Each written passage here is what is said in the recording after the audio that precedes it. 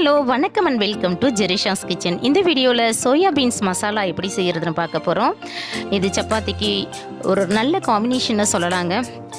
Try பண்ணி பாருங்கள், taste செம்மையாக இருக்கும். ப்ரிப்ரேஷன் பார்க்குறதுக்கு முன்னாடி நம்ம சேனலை சப்ஸ்கிரைப் பண்ணுங்கள், கூடவே அந்த பெல் ஐக்கானையும் கிளிக் பண்ணுங்கள். ப்ளீஸ் உங்கள் ஃப்ரெண்ட்ஸ் அண்ட் ரிலேட்டிவ்ஸ்க்கும் ஷேர் பண்ணுங்கள். இப்போ நம்ம ப்ரிப்ரேஷன் பார்க்கலாம். சோயா பீன்ஸை நான் 5 hours ஊற வச்சு வாஷ் பண்ணி எடுத்து வச்சுருக்கேன். இப்போ இதை நம்ம ஒரு ப்ரெஷர் குக்கரில் சேர்த்துக்கலாம். தேவையான அளவு தண்ணி சேர்த்து 1/4 டீஸ்பூன் உப்பும் சேர்த்து குக்கருக்கு மூடியை போட்டு ஸ்டவ்வை லோ ஃப்ளேமில் வச்சு 3 விசில் விட்டு எடுத்துக்கலாம்.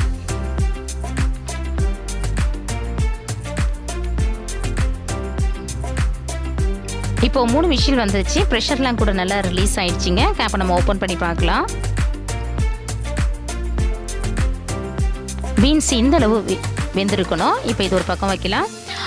இப்போ நம்ம மசாலாவுக்கு தாளிப்பு கொடுக்க போகிறோம். அதுக்கு ஒரு பேனை ஹீட் பண்ணி தேவையான அளவு எண்ணெய் சேர்த்துக்கலாம்.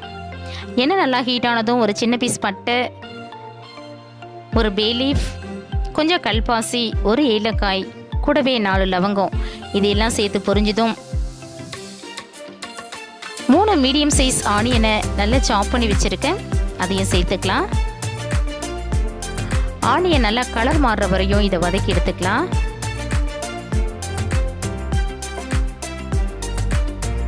இப்போ இதில் 10 to 15 புதினா இலையை பொடியாக கட் பண்ணி வச்சுருக்கேன், அதையும் சேர்த்துக்கலாம். கூடவே 2 பச்சை மிளகாயை நீலவாக்கில் கட் பண்ணி வச்சுருக்கேன், அதையும் சேர்த்து நல்லா கலந்து விட்டுக்கலாம்.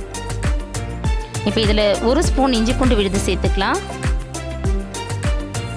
இஞ்சி பூண்டோட பச்சை வாசனை போனதும் இதில் 3 மீடியம் சைஸ் தக்காளியை பேஸ்ட்டாக அரைச்சி வச்சுருக்கேன், அதையும் இது கூட சேர்த்து பச்சை வாசனை போகிற வரை நல்லா கலந்து விட்டுக்கலாம்.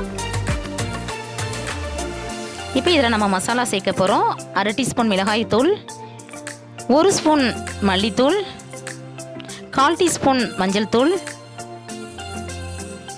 1/2 டீஸ்பூன் கரம் மசாலா, கூடவே தேவையான அளவு உப்பு சேர்த்து இதை நல்லா கலந்து விட்டுக்கலாம்.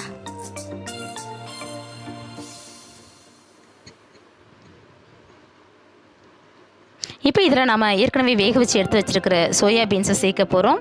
இதில் பாதி அளவை இப்போ நம்ம சேர்த்துக்கலாம். பாதி அளவை நல்லா மசிச்சுட்டு சேர்த்துக்க போகிறோம். உங்கள்கிட்ட மேஷர் இருந்துச்சுன்னா மேஷரால் மசிச்சுக்கோங்க, இல்லைனா ஒரு கிளாஸ் வச்சு நல்லா இதை மசிச்சு மசாலா கூட சேர்த்துக்கலாம். இப்போ இதில் 1/2 டீஸ்பூன் ஜீரக பவுடர் சேர்த்து நல்லா கலந்து விட்டுக்கலாம். இப்போ நம்ம மசாலாவுக்கு தேவையான அளவு தண்ணியை சேர்க்க போகிறோம். தண்ணி சேர்த்து நல்லா கலந்து விட்டுக்கோங்க. இப்போ இதுக்கு ஒரு மூடியை போட்டு ஸ்டவ்வை மீடியம் ஃப்ளேமில் வச்சு 7 to 10 நிமிஷம் வரையும் இதை நல்லா வேக வச்சு எடுத்துக்கலாம்.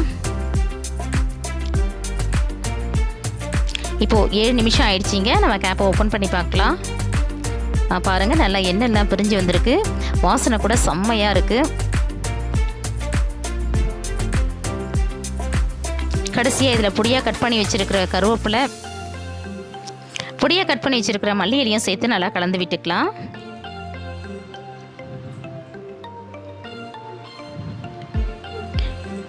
அவ்வளோதாங்க, நம்மளுடைய சோயா பீன்ஸ் மசாலா ரெடி ஆகிடுச்சு.